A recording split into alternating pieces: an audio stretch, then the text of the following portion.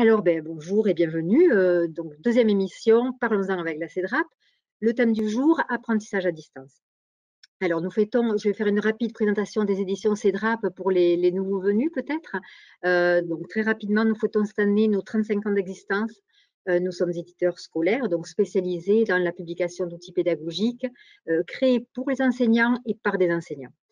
Nous avons souhaité donc participer à la continuité pédagogique dans ces temps si particuliers, avec notamment la mise en place de plusieurs dispositifs. Alors, notamment, je vais vous parler de 3-4 dispositifs qui sont en cours. Un nouveau site, Graines d'écrivain. Ce site donc permet à nos auteurs jeunesse de faire des lectures. Alors, ils lisent l'intégralité de leurs livres. Alors, parfois, c'est juste des chapitres. Donc, ce sont des vidéos. Les enfants peuvent nous envoyer eux-mêmes leur lecture ou leurs dessins. Ils peuvent aussi envoyer des mails aux auteurs. Donc, il permet de faire la promotion de la littérature jeunesse. Ensuite, toujours en lien avec la jeunesse, on a un auteur qui chaque semaine, donc un auteur différent par semaine, fait un live, donc un direct, et propose une lecture. Et là, les enfants peuvent directement lui poser les questions et les échanges sont de cette façon très vives. On a fait notre premier live cette semaine. On avait toute une classe et plusieurs élèves d'un petit peu partout qui sont connectés, qui ont pu interroger les auteurs, l'auteur en tout cas qui était là, sur son parcours, sur son inspiration, sur son métier d'auteur et ça a été vraiment un gros succès et ils ont apprécié. Toujours pour la continuité pédagogique et pour vous accompagner, enfin vous enseignants, mais aussi les parents, hein, tous nos manuels bien sûr sont à disposition gratuitement en ligne. Donc, vous pouvez consulter tous les niveaux des mathématiques, français, etc. On donne aussi des activités imprimables pour pouvoir continuer à travailler. On a un rendez-vous aussi quotidien à 10 heures avec une enseignante qui fait des activités pour les enfants de maternelle cette fois, où elle propose des activités d'expression artistique ou corporelle. Donc, c'est tous les jours à 10 heures en direct. Pendant une vingtaine de minutes, elle va pouvoir animer un atelier avec les élèves ou les enfants qui sont confinés chez eux. Et bien sûr, cette émission, 2 fois par mois, en direct, donc parlons-en avec CEDRAP. Nous avons fait une première émission, l'école à la maison, qui a eu un vrai succès et qui a été très appréciée. Donc nous avons souhaité continuer et je pense qu'on va faire ça encore pendant longtemps. Nous avons des invités prestigieux qui viennent nous rejoindre. Donc là, cette fois, nous avons choisi comme thème l'apprentissage à distance composé avec les différents niveaux et de moyens de communication. Alors pour ce thème-là, vous avez déjà envoyé pas mal de questions et ces questions nous ont réunis en thème. Alors on ne va pas pouvoir répondre à toutes les questions, mais on va essayer quand même d'en faire un maximum et on va vous les afficher. Donc aujourd'hui, nous avons 3 invités. Alors je vais commencer par Marilyn Millereux, qui est plus connue sous le pseudonyme d'Héloris. Donc, vous êtes professeur des écoles, blogueuse de l'école du bord du monde, où vous partagez vos idées pour la classe. Vous participez aussi à des animations pédagogiques pour devenir formatrice et vous allez nous donner votre regard au plus près des petits élèves, bien sûr. Ensuite, nous avons Julie.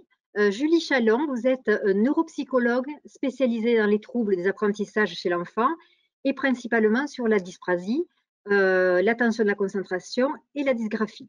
Et vous avez longtemps animé des présentations sur le trouble des apprentissages et la dysprasie chez les enfants précoces pour des enseignants, des médecins, des étudiants et même au Sénat et pour le ministère de la Justice. Vous proposez aux familles des remédiations cognitives et neuropsychologiques pour les accompagner notamment dans leurs difficultés scolaires. Votre regard d'experte nous intéresse. Bienvenue. Enfin, Benoît Genier. Donc, Benoît, vous êtes directeur de recherche et ingénieur en méthode de recherche en sciences humaines et sociales, docteur en psychobiologie et psychologie du développement. Vous êtes habilité à diriger des recherches et spécialisé dans les traitements des données complexes, en psychologie des apprentissages et en psychologie des émotions. Également directeur du projet international d'études de la qualité de vie en milieu scolaire et apprentissage. Et vous animez également l'école des parents, donc un cycle d'apprentissage pour aider les parents à créer du lien scolaire à la maison. On a eu l'occasion de travailler ensemble puisque vous avez également participé à l'élaboration de la méthode de lecture CEDRAP. Tu vois, je lis et nous sommes ravis, bien sûr, de vous revoir. Donc voilà, j'espère que je n'ai pas trop estropié vos noms. Donc, nous allons commencer par le premier thème. Alors, voilà, nous allons travailler sur 4 thèmes aujourd'hui. Les modes de communication. Ensuite, nous allons aborder cognition, concentration et difficultés d'apprentissage, progrès et différences de niveau. Et enfin, pour clôturer, transition école à la maison, retour en classe. Donc, retour en classe, effectivement, là, c'est avec un petit point d'interrogation, mais enfin, nous espérons tous qu'il y ait ce retour à un moment donné. Voilà, on ne sera pas là pour donner des dates, en tout cas. Alors, les modes de communication, donc si on peut synthétiser les questions que vous avez pu nous envoyer, on a essayé de les regrouper en 3 grands thèmes, 3 grandes questions. Donc, quel rituel peut-on mettre en place pour rassembler la classe tout entière? Faut-il s'adresser aux parents ou à l'enfant? Peut-être une première réaction de Marilyn en tant que praticienne sur ces rituels qui sont faits habituellement en classe et justement aujourd'hui comment faire alors qu'on a une partie des élèves qui sont chez eux. Bonjour à tous. Alors, dans ma classe, il a fallu opérer un petit tri entre les rituels qui pouvaient toujours se pratiquer avec ce confinement et puis ceux que l'on ne pouvait plus faire du fait de la situation. Donc, j'en ai maintenu un notamment avec ma classe, donc qui est en lien avec notre projet mathématique Chaque jour compte. En fait, tout l'enjeu, je trouve, de cette période est de trouver des rituels rassembleurs toujours, le plus possible, en tenant compte des différents modes de communication possibles avec les enfants. En fait, ce sont les contraintes techniques qui permettent à l'enseignant de trouver un chemin pour continuer d'avoir des rituels. Par rituel, on entend des choses familières aux enfants qui vont pouvoir leur permettre de mettre en jeu leurs compétences, de les faire évoluer d'une façon familière, mais à la fois progressive. Donc dans ma classe, je continue un petit rituel de mathématiques avec mes élèves qui consiste à alors j'ai mis en place différents modes de communication avec moi pour ce rituel, mais soit à remplir un petit document papier avec les parents qu'on me renvoie, soit en se rassemblant lors d'une classe virtuelle pour effectuer le petit rituel. Mais c'est vrai que il faut trouver des modes de rassemblement qui sont différents. Donc, c'est compliqué d'établir un rituel qui. Je pense que des petits rituels par groupe sont plus envisageables en fait qu'un rituel en classe entière. En fait, tout l'enjeu, c'est de trouver des choses qui puissent se faire d'une autre manière, toujours d'une façon progressive et engageante pour les enfants dans les apprentissages et qui permettent voilà, de rassembler, de recréer des interactions avec l'enseignant et entre élèves.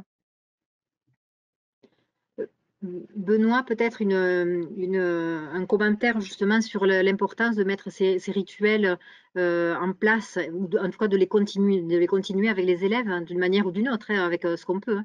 Oui, je ne sais pas justement si je vais aller dans le même sens. Je rebondis sur ce qu'a dit Marilyn. Durant le confinement, en tous les cas, nous sommes plusieurs à nous poser la question, savoir s'il faut rechercher absolument à maintenir ces regroupements, parce qu'il y a quand même une fracture numérique qui existe. Cette fracture numérique, elle est encore importante hein, en 2020. On sait que dans la région Nouvelle-Aquitaine et puis dans la région, la nouvelle grande région Toulouse-Montpellier, on a plus de 15% des élèves qui n'ont pas accès à l'informatique, ce qui pose quand même problème parce que qu'est-ce qu'on fait de ces 15% d'enfants qui n'ont pas accès? Alors, moi, ce que j'aurais tendance à dire et à proposer aux enseignants, c'est que les enseignants, on le sait depuis très longtemps, depuis les recherches sur le développement social du jeune enfant, les enseignants ont une excellente connaissance du tissu social et de la structure sociale des groupes de pairs dans leur classe. Et du coup, je me demande si, comme le disait Marilyn, il ne faut pas plutôt promouvoir des groupes d'affinité, faire des petits groupes pour éviter de laisser de côté ces 15% d'enfants qui sont dans la fracture numérique. Et puis ça peut se compléter après avec des groupes de besoins, mais pour ce qui est du rituel, je pense qu'on ne peut pas mettre quelqu'un à l'écart, on ne peut pas mettre un enfant à l'écart.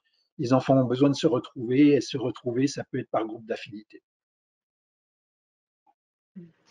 Effectivement, on voit que les liens, les liens sociaux sont un enjeu profond de ce confinement aussi. C'est-à-dire que ça influe sur forcément le moral des enfants. Je pense que les enjeux pour les enseignants dans cette période de confinement sont à la fois des enjeux au niveau des apprentissages, mais également sur le maintien d'une sociabilisation des enfants. Et donc il faut tâcher de recréer voilà, des interactions entre pairs. Et c'est vrai que le travail d'adaptation de l'enseignant est encore mis à contribution parce qu'il faut en fait s'appuyer sur les contraintes techniques de chaque famille pour essayer de trouver un chemin pour faire des petits regroupements d'enfants qui permettent d'engager l'enfant dans les apprentissages, de retrouver aussi ses amis pour à la fois pousser l'individu, le mettre en situation de réussite individuelle, mais aussi faire en sorte qu'il puisse s'appuyer sur les apports de ses pairs pour progresser et puis les affects qu'il a aussi avec les autres enfants pour rester engagé, avoir le moral. C'est aussi des conditions d'apprentissage qu'on recherche. Il y a je suppose qu'on peut aussi parler on parlait de l'obstacle numérique, etc. Mais il y a aussi le parent qui est au milieu parfois, ou en tout cas qui peut intervenir. Donc justement, comment équilibrer ce fameux trio parents, enseignants, élèves pendant l'apprentissage, mais aussi peut-être pendant les rituels? Est-ce qu'il faut en tenir compte? Est-ce qu'il y a de la place pour tous? Est-ce que justement on arrive à bien sectoriser, je dirais, ces moments-là, ou en tout cas les personnes qui doivent interagir? Par rapport au trio enfants, parents, enseignants, je pense que c'est important que le parent, lorsqu'il fait l'école à la maison avec son enfant, montre bien que le travail proposé vient de l'enseignant, enfin, pour mettre en avant que ce n'est pas lui qui demande ce travail, mais que c'est l'enseignant qui le demande. Après, ça va être aux parents de faire le travail avec l'enfant à la maison. Mais je pense que c'est vrai que là, dans cette condition particulière, l'enseignant est très en recul, mais il a quand même une personnalité d'autorité face à l'apprentissage en disant que c'est quand même l'enseignant qui donne le travail à faire. Et ça, je pense que c'est important. D'autant plus que souvent, l'enseignant va donner le dimanche soir ou le lundi matin la liste des choses à faire jour par jour, du lundi au vendredi, aux parents. Et après, c'est le parent qui va le mettre en œuvre avec son enfant chaque jour, mais bien montrer à l'enfant que c'est l'enseignant qui dit que c'est cet exercice de maths qu'il faut faire, que c'était cet exercice de français ou celui d'histoire ou celui de sciences. Et c'est pas le parent qui l'a inventé, ça vient de l'école, du professeur ou de l'enfant. Ça, je pense que c'est très très important et ça permet d'avoir un trio comme ça qui peut s'harmoniser du mieux qu'on peut dans cette période très très particulière. Oui. C'est vrai que le vécu aussi de l'enfant dans cette période doit être pris en compte. Tout le monde ne vit pas le confinement de la même manière et du coup, ce qui lui est demandé peut aussi voilà, se voir un petit peu altéré, on va dire, par ce qu'il peut vivre à la maison. On parlait aussi de rituels et je crois que Marilyn a un rituel du mercredi qui est intéressant. C'est pas forcément toujours le rituel dans le sens où on va apprendre ou on va s'entraîner sur les mathématiques. Ça peut être un autre type de rituel. Oui, dans ma classe, en fait, j'ai mis en place depuis la semaine dernière un rituel que j'appelle la récréation virtuelle.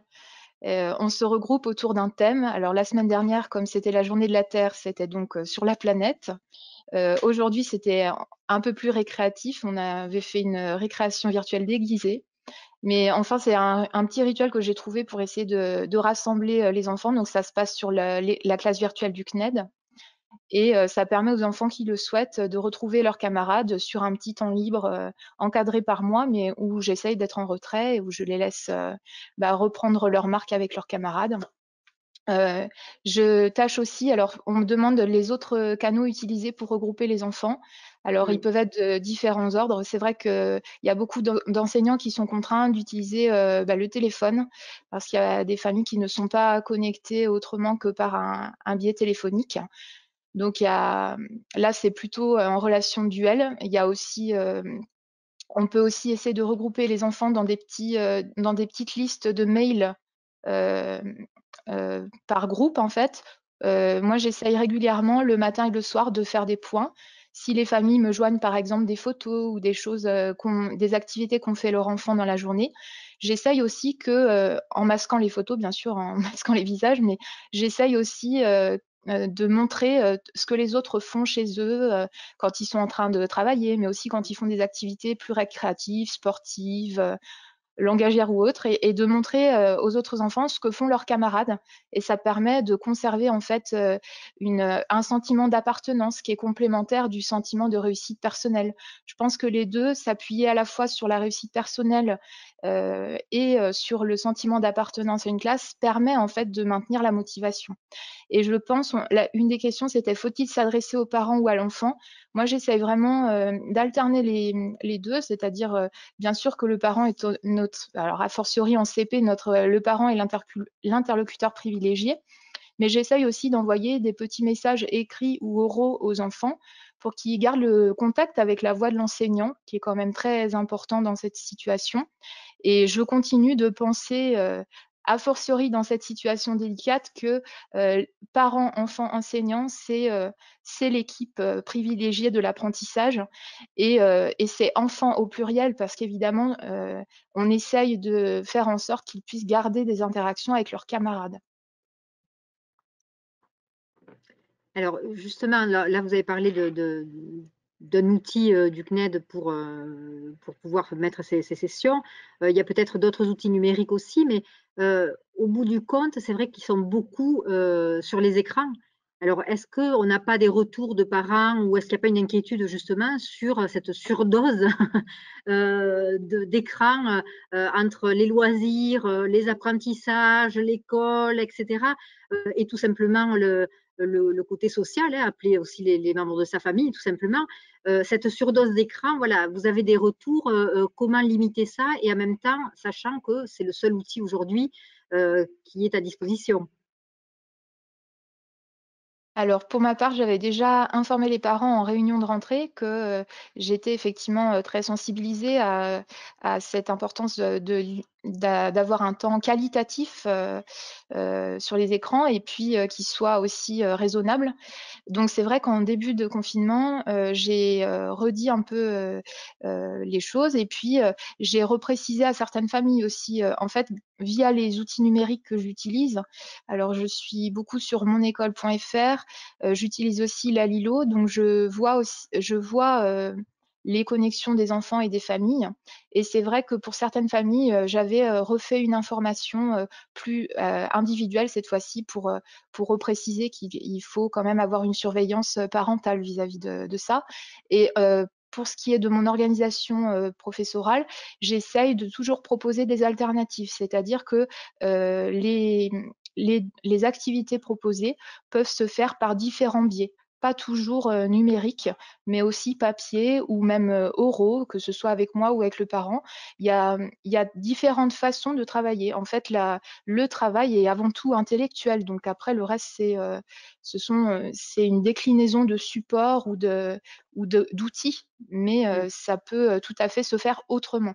Et c'est vrai qu'on est dans une période où on doit réfléchir aux autres façons.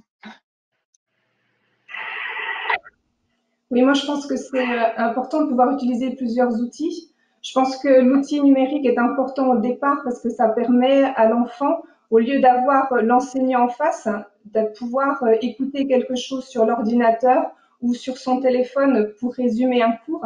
Mais après, il faut passer par l'oral, par le langage. Donc le parent doit rentrer en jeu pour pouvoir voir si l'enfant a compris ce qu'il a écouté à travers des outils numériques, en discuter avec lui. Et après, il y a la dernière phase qui est écrite. C'est important d'écrire et il faut écrire, faire des exercices par écrit qu'on peut après envoyer à l'enseignant par mail, hein, et l'enseignant peut corriger ou dire si ça va bien et féliciter l'enfant. Et donc là, justement, ça permet à l'enfant de pouvoir s'épanouir dans son travail à la maison parce qu'il va être félicité par l'enseignant qui va lui dire « Ah, je suis heureux que tu as fait ça à l'écrit » ou envoyer des photos aussi de choses que les enfants ont fait autres que scolaires. Par exemple, s'ils ont fait un robot avec des papiers d'emballage recyclés parce qu'aujourd'hui, on fait beaucoup de tri sélectif et on n'a pas beaucoup de magasins pour aller acheter des choses et je vois qu'il y a beaucoup d'enfants qui vont faire un robot avec des cartons de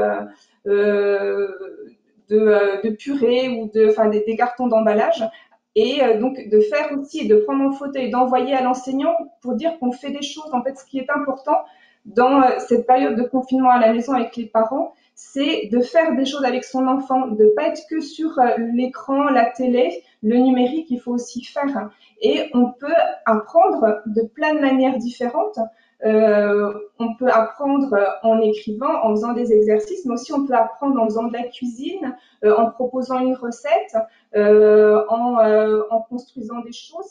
Voilà, on peut apprendre de manière très très différente et c'est important que les parents puissent s'emparer de tous ces outils et c'est aussi à l'enseignant de proposer des initiatives. Donc c'est vrai que quand un enfant voit une photo d'un robot, les autres enfants le voient aussi et ça peut lui donner envie d'en faire également. Et ça lance une dynamique de groupe et une dynamique individuelle. Voilà, finalement, dans votre intervention, finalement, la question qui arrive pour ce thème 2, comment susciter l'intérêt des enfants pour qu'ils ne s'essoufflent pas, c'est aussi, par exemple, une solution. C'est diversifier justement les activités au-delà de l'apprentissage purement scolaire, je dirais, mais par le jeu, par la manipulation, par de la création. C'est effectivement une piste parce que le confinement maintenant dure depuis plus d'un mois. On voit qu'il y a un mois de plus être imposé, hein, et après peut-être pour certains encore un petit peu. Donc justement, est-ce qu'il y a d'autres moyens peut-être pour des astuces pour qu'ils puissent, parce que j'imagine qu'il y a des hauts et des bas, peut-être qu'à moins que ce soit tout le temps uniforme, mais peut-être pas de la part de l'élève, mais il y a aussi le parent peut-être qui fatigue aussi d'être toujours derrière. Donc comment faire justement pour que cet intérêt de l'enfant avant tout, de l'élève, mais aussi du parent, parce qu'on sait bien qu'il est quand même derrière, puisse être toujours là. Donc, on a une piste ici, peut-être d'autres propositions ou, Pour ma part, j'ai lancé depuis le début du confinement, à l'instar de nombreux enseignants, hein, des petits défis que je propose à l'ensemble de mes élèves. C'est pas du tout une obligation, c'est toujours sur le mode du volontariat, mais ça me permet de faire circuler chaque jour des idées photographiées ou des petits récits ou des petites explications proposées par les enfants.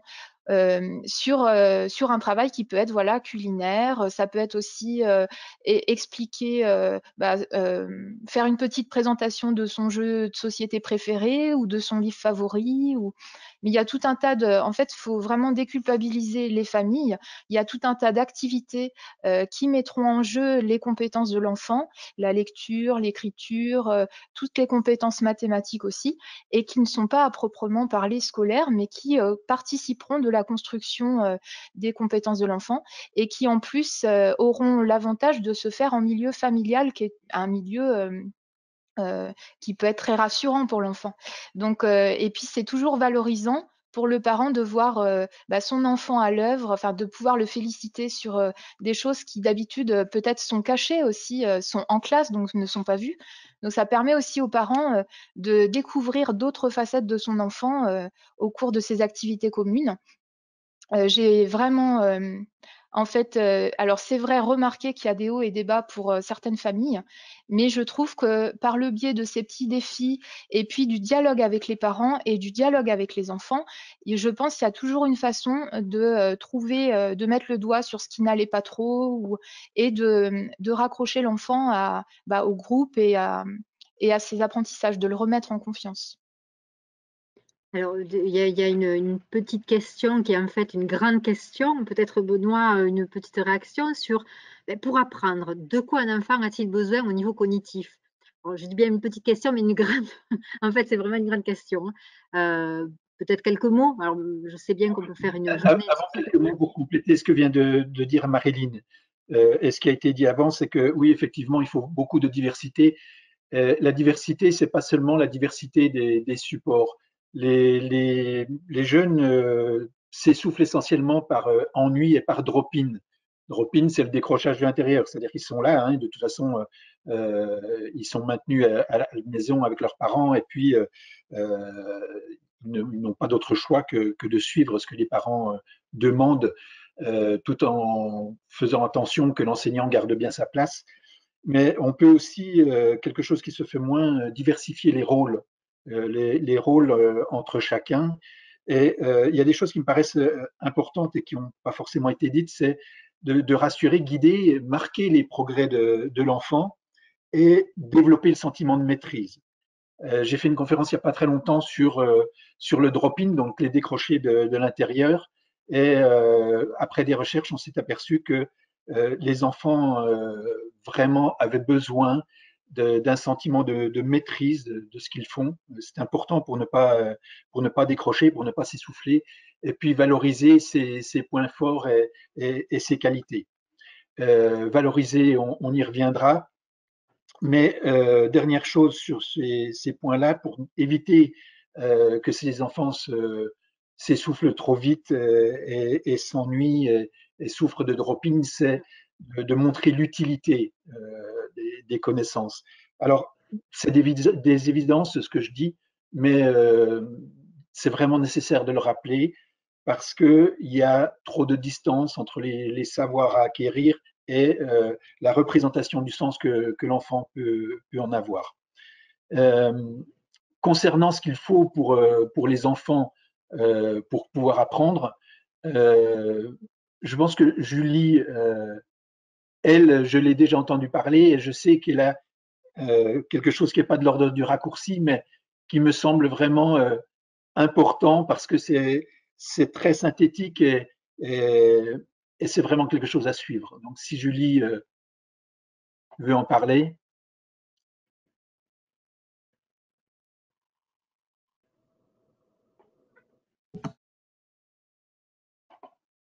Non, le micro est éteint. Voilà, il faut appuyer. Ça y est. C'est bon? Oui. Voilà, oui, c'est bon là. Oui. Donc après, je voulais revenir juste avant sur des astuces.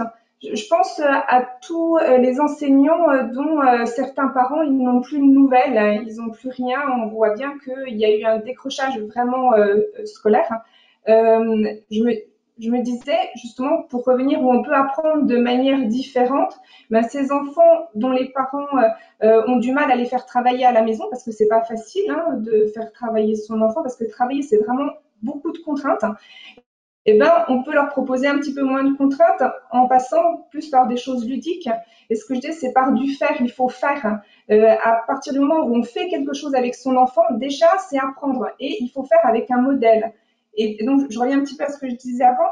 Je pense que, par exemple, on peut proposer aux enfants, s'ils ont du mal à rédiger, à faire une rédaction, eh ben, on reprend des choses un peu plus ludiques, les faire dessiner, les faire colorier, ou pour les plus grands, faire un journal aussi. Ils peuvent raconter leur journée, qu'est-ce qu'ils font. Pendant le confinement, des fois, on ne fait pas grand-chose, donc on peut faire quelques jours comme ça, 2-3 jours dans la semaine pour raconter ses émotions. Si on peut le faire avec son enfant, le faire parler et après le faire rédiger. Après, on peut faire des constructions, ça va stimuler tout ce qui est géométrie, calcul, l'espace-temps. Donc, on peut faire des robots, ce que je disais, de la couture, faire des gâteaux, cuisiner. Cuisiner, c'est beaucoup de maths en fait. Hein. Et puis, c'est faire quelque chose, aller jusqu'au bout de la tâche. Il faut s'organiser. Quand on fait une recette, il y a un modèle. On ne va pas mettre tous les ingrédients n'importe comment. Et donc, c'est une forme d'apprentissage. Donc, je me disais, pour les enseignants qui sont un petit peu désemparés face à ces enfants où on ne sait pas trop ce qu'ils font, ça peut être intéressant peut-être de les recontacter par téléphone ou par Skype, de discuter un peu avec eux et de voir si on peut pas leur proposer d'autres manières d'apprendre. Hein. Voilà, enfin bon. C'était pourquoi pas, comme on fait aussi aujourd'hui à l'école, hein, il y a des PPRE qui sont mis en place pour les enfants en difficulté. Ils n'ont pas forcément tout à fait le même programme. Et ben on peut aussi faire des programmes à la maison qui sont un petit peu différents pour ces enfants en difficulté. Et après, donc par rapport à l'apprentissage, pour apprendre, pour être bien dans les apprentissages, on a besoin de 5 facultés. Et il faut que ces 5 facultés soient équilibrées. Donc, il faut avoir un bon langage, pouvoir bien s'exprimer, un bon vocabulaire, bien comprendre dans la parole ce qu'on nous dit et ce que nous, on va dire. Donc, ce sont les paroles. Après, il y a la perception visuelle. Donc, c'est l'analyse de ce qu'on va percevoir visuellement. Et la perception visuelle, ça va permettre de rentrer dans l'action. C'est faire les choses, c'est le faire. Donc, il y a le langage qui va être le savoir. Et il y a la perception visuelle qui va être le faire.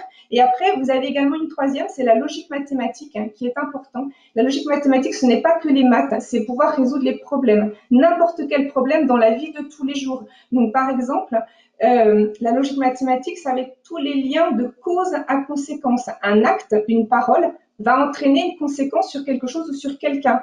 Et donc, des fois, les enfants qui peuvent avoir la logique mathématique qui est pas très bonne, eh ben, ils vont dire des choses ou faire des actes qui vont entraîner des conséquences qu'ils ne pensaient pas être aussi importantes. Et après, ça peut faire des conflits. Et il y a 2 autres compétences qui sont importantes. C'est l'attention concentration. Il faut avoir un niveau d'attention concentration suffisant pour pouvoir aller jusqu'au bout de la tâche, pour rentrer dans les contraintes, pour rentrer dans le temps T+1.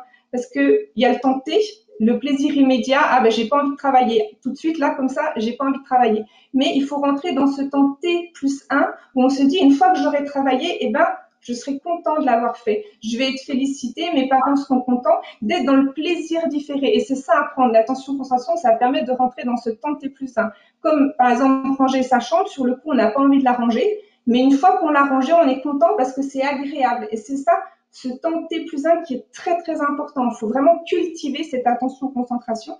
Et il faut avoir une bonne attention-concentration si on veut bien rentrer dans les apprentissages. Et le dernier, ça va être écrire, le passage à l'écrit. Parce qu'il y a le langage oral, mais il y a le langage écrit. C'est 2 choses très, très différentes. Et la coordination de l'œil et de la main, ça permet d'écrire. Donc, il y a ces 5 facultés. Il faut qu'elles soient en harmonie pour être à l'aise dans les apprentissages et pour pouvoir apprendre.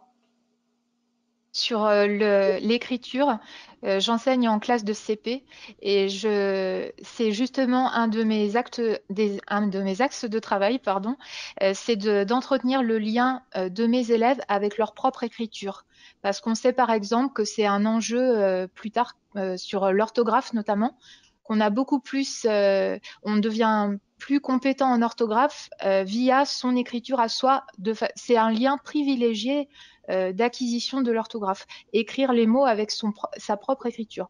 Donc j'essaye de faire en sorte de proposer des petites activités par différents biais, mais qui permet à mes élèves d'entretenir ce lien avec leur écriture.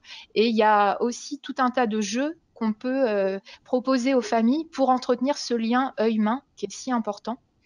Et il y a aussi un dernier point, je rejoins Julie absolument complètement sur l'idée qu'il faut mettre nos élèves en situation de réussite et essayer le plus possible de les faire entrer dans un cercle vertueux où grâce à cette projection d'eux-mêmes, ils arrivent à envisager la satisfaction qu'ils auront au moment où la tâche proposée sera accomplie. Juste pour Oui, en reprendre, fait, pour aller peut-être, pour avancer un petit peu, parce qu'on a encore 2 thèmes, il y a quand même un point important dans cette diapositive aussi, c'est des questions qu'on nous a posées sur les langues étrangères à distance. Alors, même si vous avez parlé en général, en donnant des exemples sur les mathématiques et le français, je suppose que plein de choses que vous avez dites peuvent s'appliquer aussi sur les langues étrangères, mais peut-être des exemples un peu plus concrets. Est-ce que déjà, on peut le faire comme ça à la maison avec les parents? Est-ce que c'est facile à mettre en place pour les enseignants avec la distance? Est-ce qu'il y a des outils qui existent? Est-ce qu'il y a des pistes? Peut-être Benoît, une intervention sur les langues étrangères?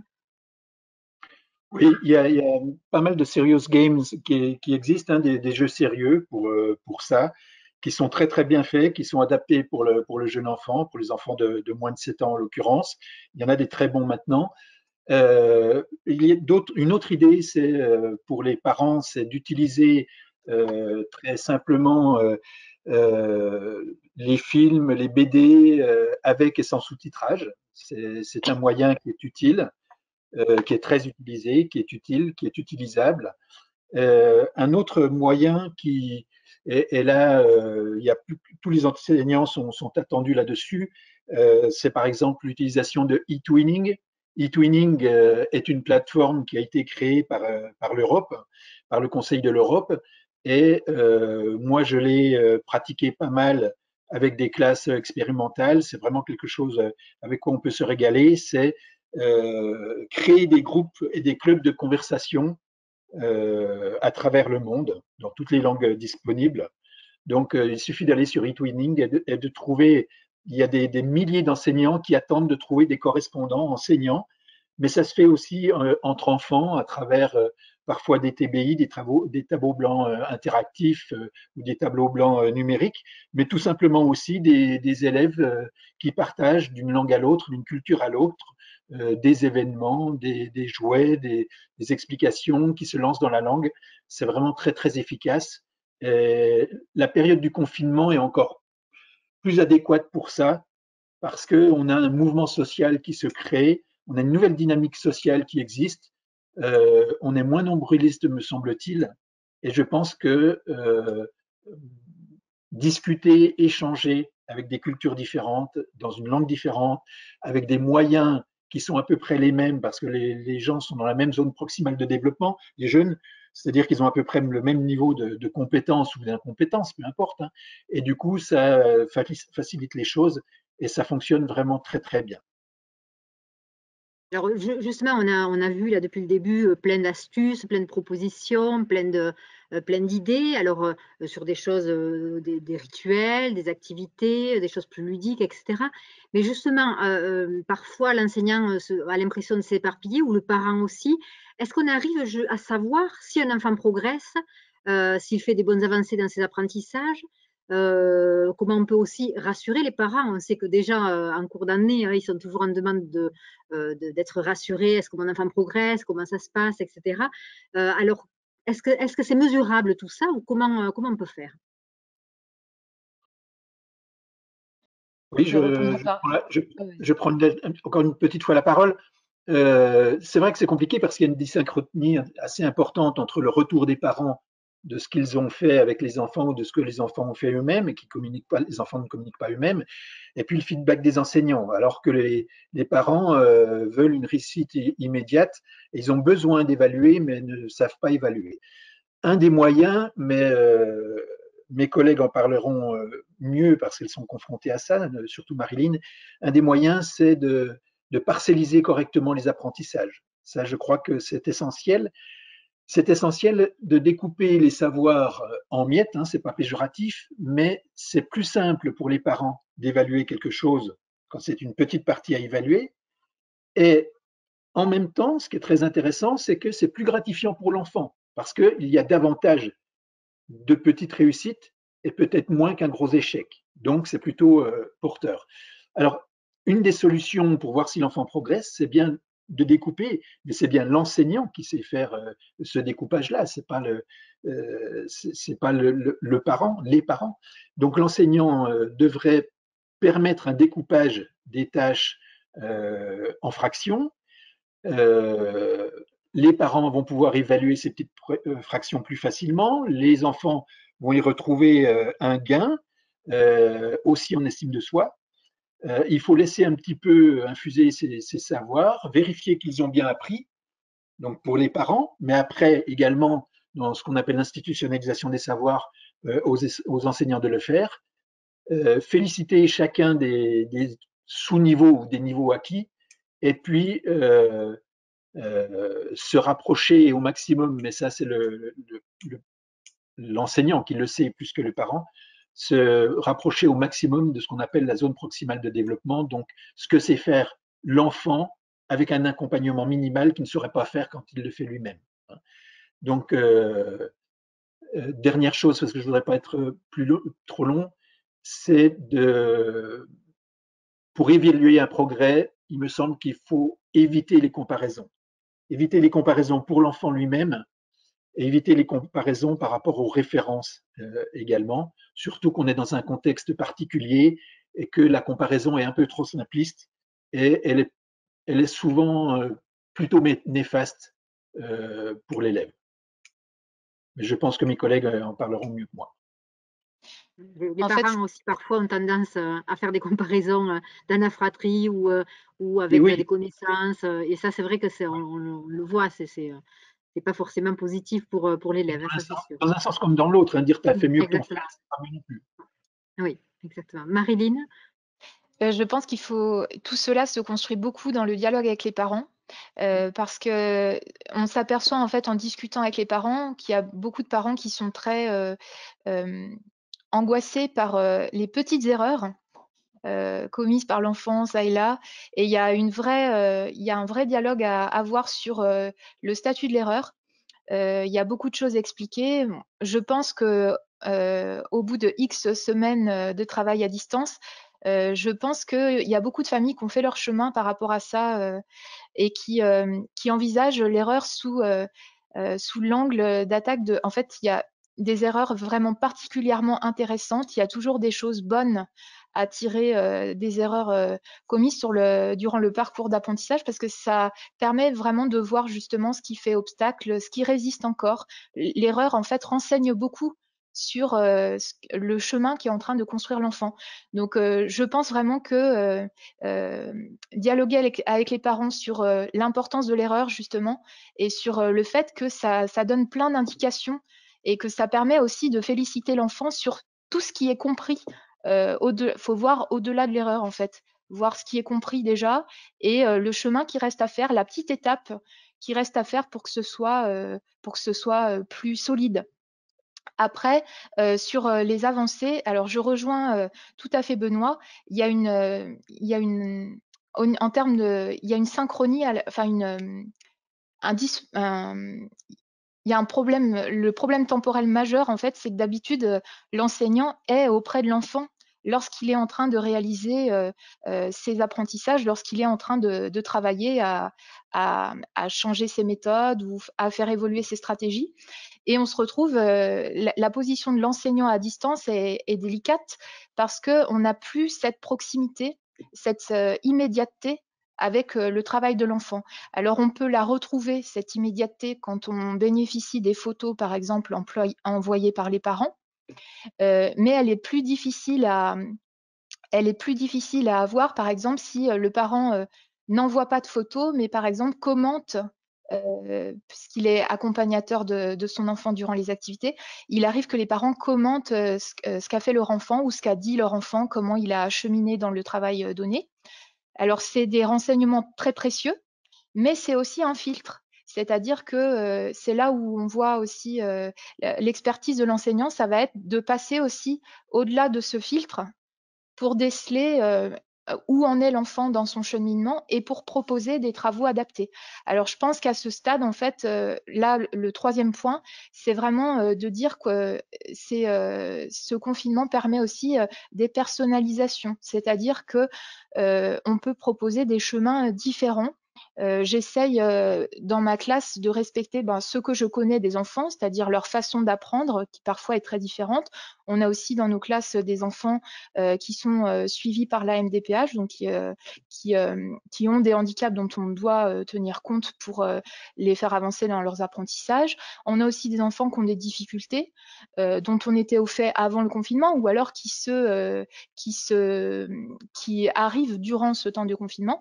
Donc pour accompagner l'enfant, c'est dans le dialogue avec les parents, dans les retours dont on peut bénéficier sur son travail, qu'on va pouvoir proposer des aménagements qui pourront aider l'enfant à continuer ses progrès.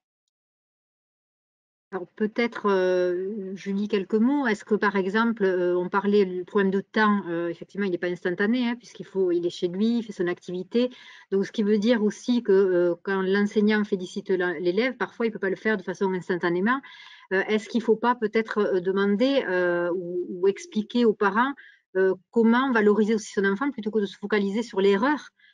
Parce que c'est vrai qu'en tant que parents, ce ne sont pas des pédagogues, ils vont compter les fautes ou le problème et pas forcément, comme vous disiez, mettre félicité sur ce qui a été compris. Donc peut-être le faire participer sur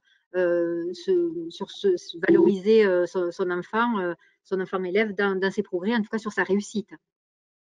Je pense que si l'enfant fait déjà quelque chose, eh ben, il faut le féliciter parce que déjà de faire, c'est très important. Enfin, même si on fait des erreurs, il faut. Moi, je pense qu'il faut quand même féliciter l'enfant s'il a essayé de faire quelque chose, s'il a fait de son mieux. Après, il fait des erreurs, mais c'est normal, il est en train d'apprendre. Et ce que disait Benoît, c'est cette zone de déséquilibre. En fait, on sait qu'on doit apprendre quelque chose, on en est là et on a quelque chose de plus à apprendre. Donc, on est dans une zone de déséquilibre qui n'est pas agréable parce qu'on ne sait pas encore, mais on va bientôt savoir. Et donc, c'est normal que l'enfant il fasse des erreurs. Le parent, justement, je pense que cette période de confinement a permis aux parents de se rendre compte comment son enfant fonctionne dans les apprentissages, de mieux comprendre ses points forts et ses points faibles. Et ben, les points forts, ben, c'est très bien, il n'y a pas trop à enfin, il faut les travailler, mais là, il n'y a pas de difficulté. Par contre, il faut peut-être passer un peu plus de temps sur les points faibles et donc travailler sur l'erreur. Mais tant que l'enfant y fait et qu'il essaye de progresser, eh bien, c'est Oui, il faut mettre l'accent. Il y a une petite coupure là sur la vidéo. C'est ça qu'il faut, c'est ça apprendre. Apprendre, comme disait. Alors, on a un petit problème de connexion. Ah oui, alors, il faut encourager. Oui. Ça y est, c'est revenu. Vous m'entendez? Oui, ça y est, oui. Ah ouais, non, non, attends. C'est revenu? Oui, alors je sais plus où j'en étais, je sais pas quand est-ce que ça a coupé. Mais voilà, je pense que le parent, il faut qu'il félicite son enfant tant qu'il fait quelque chose, Bon, même s'il fait des erreurs. Et après, une fois que l'enfant a détecté les erreurs qu'il fait, il faut... Ah, ça marche pas bien? Ça coupe parfois, mais là, ça avait l'air d'aller. Ajouter qu'aussi c'est dans la répétition qu'on apprend. Là, à ce moment-là, le parent va faire l'école à la maison, il va faire quelque chose avec, mais après l'enfant va le répéter, il va retourner à l'école, il le apprendra l'année suivante. En fait, l'école à chaque niveau scolaire répète ce qu'il a déjà appris l'année d'avant en rajoutant un petit peu quelque chose. Donc de toute manière, si là avec le parent, l'enfant a eu du mal, de toute manière, il le reverra les années suivantes parce que c'est dans la répétition qu'on apprend. On n'apprend pas du premier coup. Il faut répéter, répéter, répéter pour que le savoir vienne à l'intérieur de soi. Alors, c'est vrai que vous avez fait du coup un petit peu la transition sur le retour. Donc, on peut passer au dernier thème, transition école à la maison, retour en classe. Bon, on est sur une année exceptionnelle. Le retour en classe, on n'a pas de date fixe. On a le 11 mai pour certains élèves. On sait aujourd'hui que ça ne sera pas tous les élèves. On ne sait pas pendant combien de temps. Donc, mais en tout cas, elle va exister, cette transition, qu'elle soit maintenant, dans un mois, dans 2 mois ou peut-être en septembre, je ne sais pas. En tout cas, il y aura cette transition. Je sais que c'est assez stressant pour les élèves, pour les enseignants aussi. Alors comment on peut imaginer cette transition entre les apprentissages qui ont été faits à distance et le retour en classe? Le début d'année scolaire, par exemple, est-ce qu'il va falloir faire du rattrapage pour certains élèves? Est-ce qu'on va apprendre tout le monde en même temps? Voilà, parce qu'on a parlé aussi, Benoît a expliqué qu'on avait quand même un grand nombre d'élèves qui avaient matériellement pas de connexion, hein, tout simplement, hein, et qui avaient du mal à poursuivre leur scolarité à distance. Peut-être quelques mots sur comment vous imaginez cette transition de ce retour en classe. Alors, Marilyn, peut-être, voilà. Oui, je savais pas si Benoît voulait parler avant moi ou pas. Euh, sur, alors, la transition, je pense elle s'effectuera déjà sur la base de consignes nationales.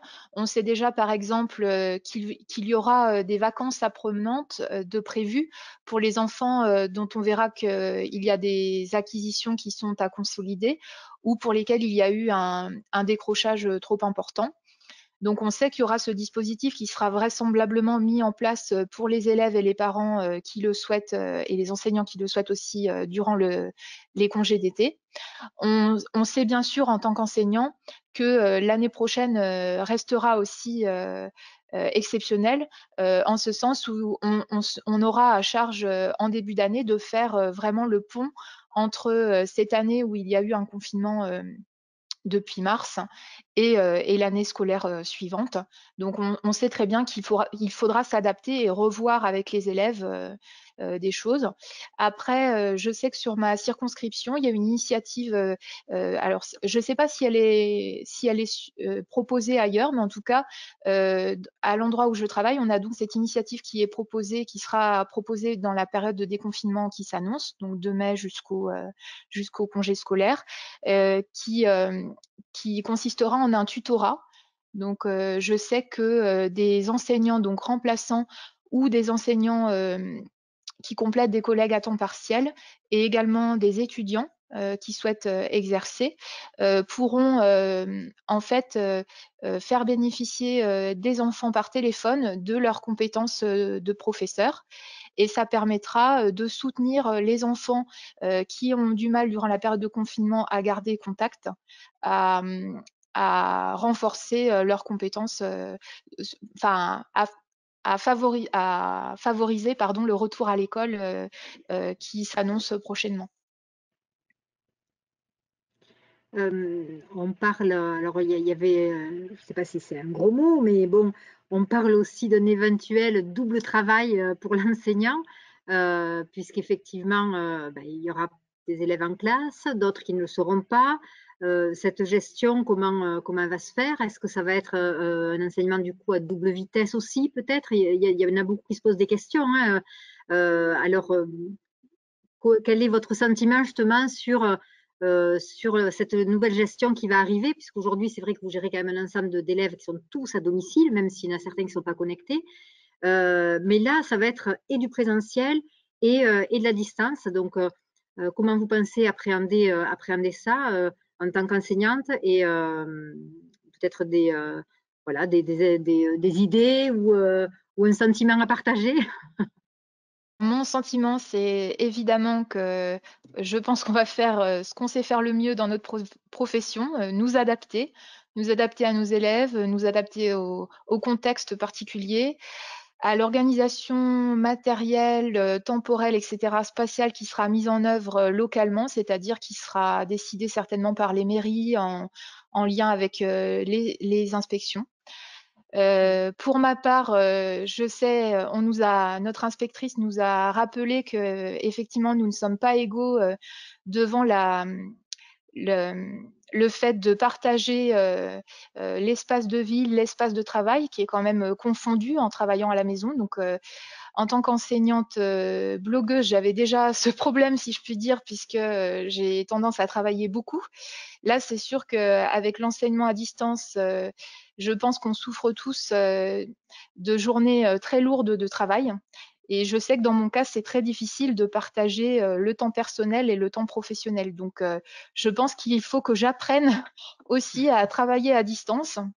Et quand il s'agira peut-être de cumuler les deux, je ne sais pas encore quelles seront les modalités, mais il est évident que je devrais trouver un mode de fonctionnement qui ne m'épuise pas.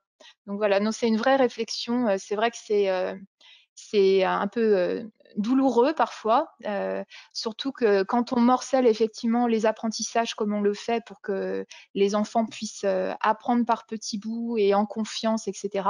Quand on morcelle les activités, quand en plus on démultiplie le morcellement pour que chacun puisse arriver à faire le travail de la façon qui lui est possible, avec le fait d'être pas connecté, le fait qu'on n'ait que le téléphone, le fait qu'on puisse imprimer mais pas le reste, etc.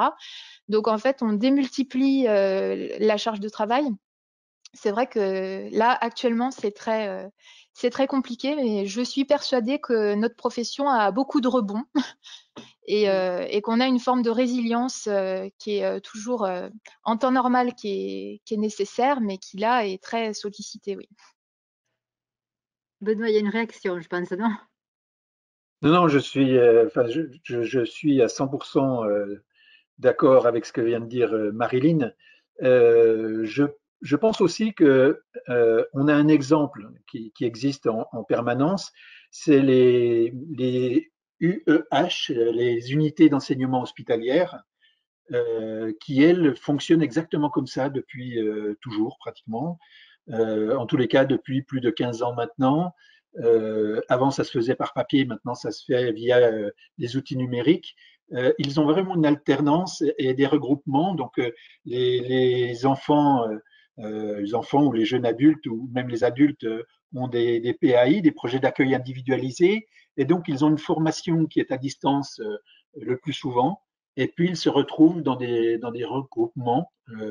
Donc, c'est à peu près la même situation, hein, la même situation avec peut-être plus anxiogène quand même pour les enfants qui sont malades et qui souffrent d'un cancer, etc. C'est probablement, enfin, c'est plus dur de toute façon que d'avoir un confinement, mais ils vivent la même chose, c'est-à-dire qu'ils vont avoir à travailler à distance et travailler essentiellement avec les parents, avec la famille, et puis ils iront en regroupement et ils travailleront un peu comme ce qu'on va voir quand les enfants retourneront à l'école. Et ça, il me semble que c'est un modèle qui fonctionne, qui est pas mal. Ils ont beaucoup de savoir-faire.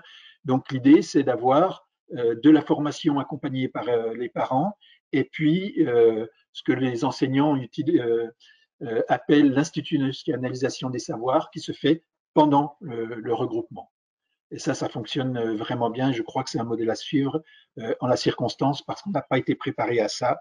Et il faut utiliser les moyens qu'on a déjà. Et je pense que ceux qui travaillent dans les unités d'enseignement hospitalières sont vraiment des bons professionnels et savent vraiment jongler avec ça. Julie, peut-être, ce qu'on parle de transition école à la maison, retour en classe, c'est aussi une transition pour les parents. Finalement, dans cette période-là, ils ont aussi appris comment fonctionne leur enfant. Ils ont découvert la scolarité, comment ça se passait. Peut-être quelques mots sur cette transition-là pour le parent aussi, sur ce qu'ils ont pu découvrir dans cette période.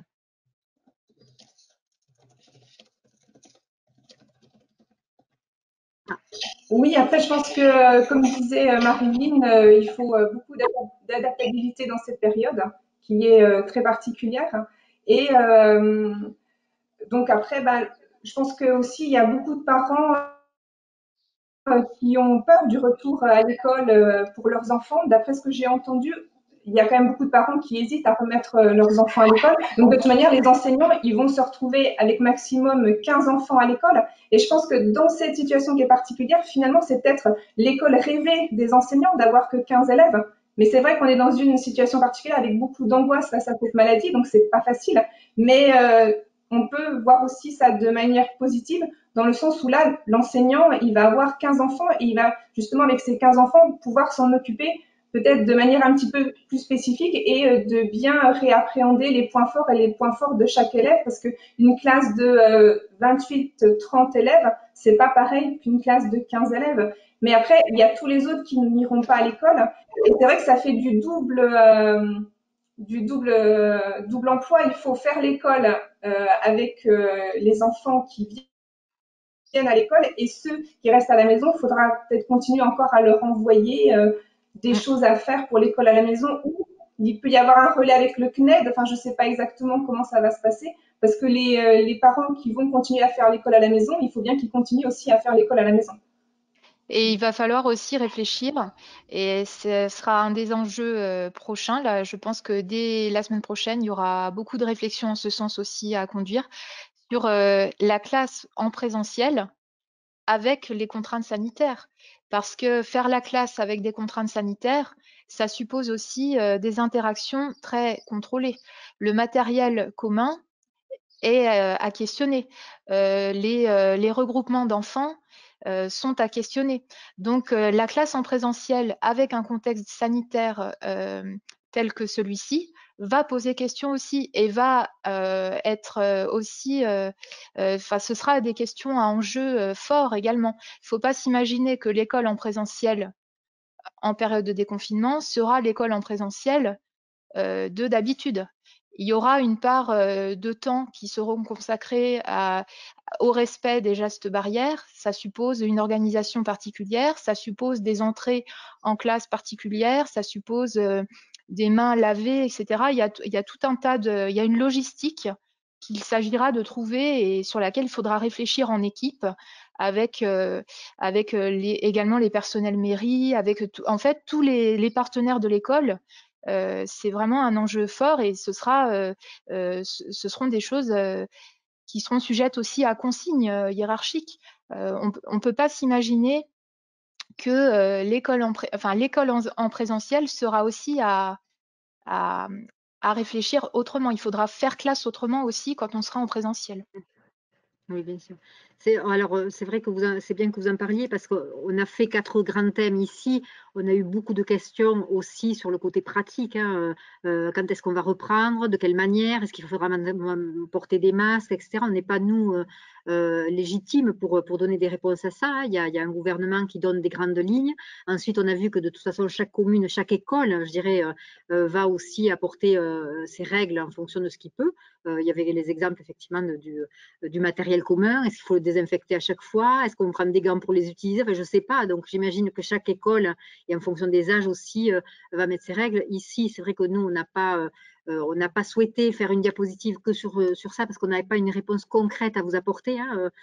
Ça sera au ministre, je suppose, de donner les grandes lignes et après, dans chaque école, où vous mettrez votre règlement. On arrive au bout de cette réunion. Benoît veut compléter, je pense.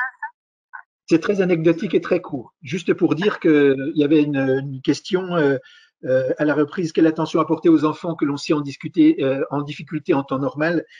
Et je suis en train de terminer un papier que je dois terminer pour demain soir sur le confinement à la demande du ministère de la Santé, du ministère de l'Éducation nationale, de l'enseignement supérieur plutôt. Et du coup, on s'aperçoit que paradoxalement, il semble qu'il y ait étonnamment un rééquilibrage possible et que les enfants qui sont les plus en difficulté aient finalement moins perdu pendant le confinement que les enfants qui sont pas en difficulté, parce que les parents sont globalement, pas toujours évidemment, sont plus proches de la chose scolaire, parce que leurs enfants sont en difficulté, qu'ils sont souvent mieux équipés en didacticiel, en logiciel, en matériel et en tutoriel.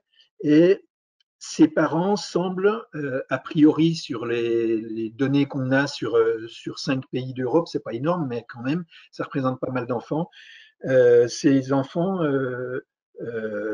sont moins en retrait que les autres parce qu'ils sont plus habitués à des situations de travail à la maison différentes et donc plus proches du confinement que les autres. Voilà, c'était anecdotique, mais on a été surpris quand même de voir qu'il y avait pas un rééquilibrage, il ne faut pas exagérer, mais quand même, il y a un gain plus important chez les enfants qui étaient en difficulté que ceux qui ne l'étaient pas. Après, je trouve ça très rassurant, donc anecdotique, mais très rassurant. Et pour le coup, je trouve important aussi qu'on se dise aussi collectivement que cette période de confinement nous aura à tous, enfants et adultes, beaucoup appris. Parce que je vois mes élèves quand même se débrouiller avec des outils informatiques et jongler avec ça quand même, pas quotidiennement parce que c'est un temps encadré, etc. Mais je trouve quand même qu'il y a des compétences à l'œuvre qui sont de l'ordre de la programmation, de la planification, de la simultanéité des tâches qui est quand même assez bluffante. Je trouve aussi que nous, adultes, on développe quand même des compétences organisationnelles assez dingues. Et puis, en tant qu'enseignant, on a dû quand même se former parfois très, très rapidement à des outils, alors des fois inconnus, des fois dont on avait entendu parler, mais dont on n'ignorait pas, dont on ne savait pas grand-chose avant, etc. Enfin bref, c'est quand même un temps de formation incroyable. Par contre, restera la question des enfants et des familles dont on n'a aucune nouvelle et de leur dont on ne sait pas. Enfin, je sais qu'il y a des enfants dont on n'a pas de nouvelles, donc ça veut dire on ignore leur situation déjà sanitaire, on ignore leur contexte familial, on ignore où ils en sont au niveau scolaire. Enfin, il y a quand même des zones d'ombre. Pour le coup, il y a des enfants qui ne sont qu'ombres actuellement et qu'il faudra retourner chercher et remettre en lumière parce que ces enfants-là auront besoin d'être remis en réussite à leur retour à l'école quand il y aura un lien qui sera rétabli.